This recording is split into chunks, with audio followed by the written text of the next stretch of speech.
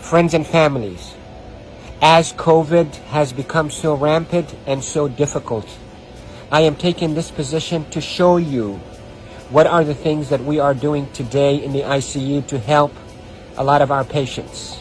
If you look at my feet, you look at my knees, my elbows, and my position. We are now in a difficult situation.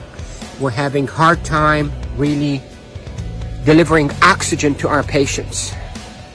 We are having truly hard time treating our patients with respiratory failure on the ventilators. So what I showed you is one of the maneuvers that will help you move the oxygen into your lungs and move your lung secretions.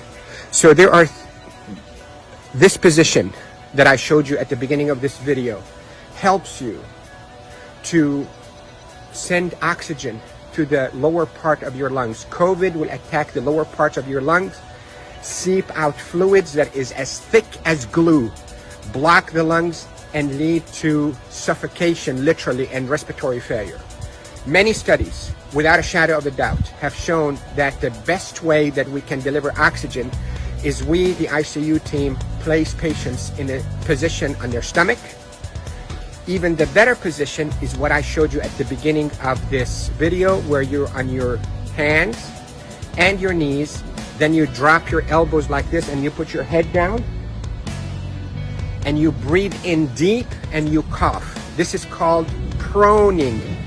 Proning, P-R-O-N-I-N-G, proning position. That position, search it on the internet so you'll see even more illustrations and details, but that position is extremely effective in mobilizing all that gunk and thick secretions, glue-like secretions out of the bottom of the lungs, which is the bigger parts of the lungs, out so you can cough it up.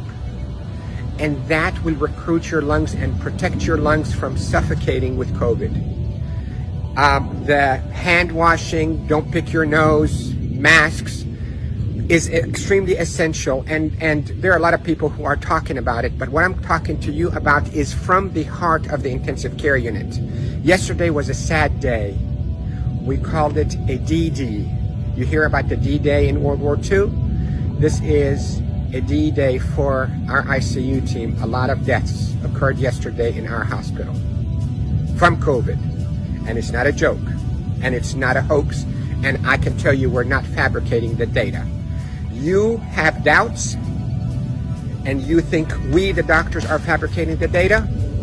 You're entitled to that thought. Call me.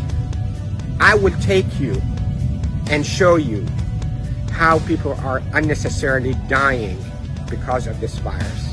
So, to protect you if you get a lung complaints from that COVID, lay down on your stomach as much as you can, 8, 10, 12 hours a day. And if you can be on your hands and knees and put your hands down like this and put your head down so your back is going downwards. In yoga, they call it downward dog.